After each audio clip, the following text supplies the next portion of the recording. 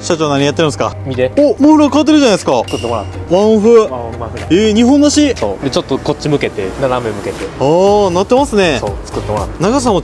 そう、長さも団地にして、この R に合わせてね。一気にイメージ変わりましたね。そうやろ。全然違うやろ。はい。まあ、今回はリアピース太鼓ないやつなんで、もともとが太鼓ないからリアピースから変えても音は変わらへん。こんな完全にちょっと見た目だけ。そういうことっすね。静かやけどちょっとうるさそうな見た目してるみたいな感じかな。いや、いいっすね。そう、一応こんな感じでね、もちろんワンオフできますし、音するのもいけるし、まあ、車種によってはまあ音変わらずっていう感じにもなってしまうんですけど、ぜひお問い合わせの方お待ちしてます。ありがとうございます。ありがとうございます。